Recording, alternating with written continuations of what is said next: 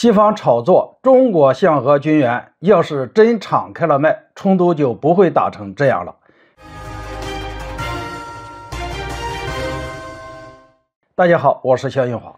最近西方国家开始不断炒作中国向俄罗斯提供军援，那么西方国家此举有什么目的呢？前段时间西方国家开始不断炒作中国正暗地里向俄罗斯提供军援，甚至还有部分媒体称中国正在向俄罗斯提供了近100架自杀式无人机。毫无疑问，这是西方又在无端地对我们中国进行抹黑。关于俄乌冲突，讨论更多的是世界第2军事强国的俄罗斯会如何碾压乌克兰。出乎意料的是，乌克兰在西方不遗余力的援助下挺住了，而且在全世界的聚焦下，双方已经来来回回打了整整1年，不分胜负。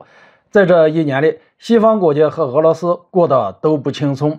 其实，当下的俄乌冲突在一定程度上已经演变成了双方后勤能力的大比拼。西方国家已经被牢牢地套住，为了不让自己前面投入的巨大成本打了水漂，这些国家把心一横，不惜投入血本，要勒紧裤腰带，继续向乌克兰进行输血。同样，俄罗斯方面也不好过，曾经堂堂世界第2军事强国直接被拉下了神坛，除了用核武器来威慑一下以外，还开始加班加点的制造武器来支援前线的战斗，于是财政赤字一路狂飙。不过好在俄罗斯为了稳住经济，直接把矛头转向了东方，用手中的能源和我们中国达成了多项经济合作上的协议。所以现在介入冲突的双方正处于一个非常微妙的平衡状态。而就在前不久，中国在美国的步步紧逼下，霸气地展开了大反攻。外交部甚至还洋洋洒洒地发布了一篇长达6000多字的反霸檄文。所以我们不排除是某些西方国家害怕了的可能性，他们生怕被激怒中国会狠下心来，真的向俄罗斯提供援助，以此来打破这个平衡。于是他们就拿出了利用舆论和媒体进行无端抹黑的拿手绝技。目的很明显，就是企图想让自己站在道德的制高点上，让中国有所忌惮。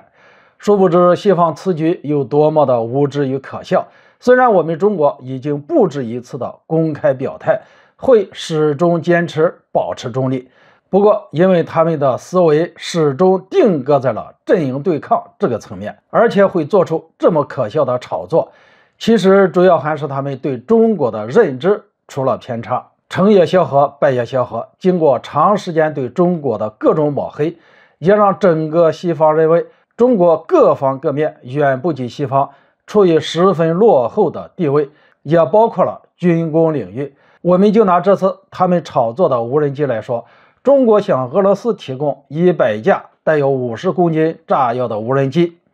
看看去年的珠海航展上琳琅满目的各种无人机，可以说在这个领域中国绝对不输美国，就算要给自杀式无人机，也会给18连装巡飞弹发射系统。而且在过去很长一段时间里，中国使用的都是苏式武器系统，很多装备都跟俄军具有兼容性，甚至更先进。也就是说，假如中国真的转变了立场，真正敞开了卖各种武器，那么俄乌冲突就不会打成现在这个样子了。只不过我们中国依旧坚持中立的立场，始终倡导和平，不愿让局势失控罢了。如果真如西方炒作的那样，那么他们面对的就是另一种战况了。由此可见，利用这种事情来炒作抹黑中国的那些西方媒体有多么的阴险和恶毒了。好了，今天就说到这里，咱们下次见。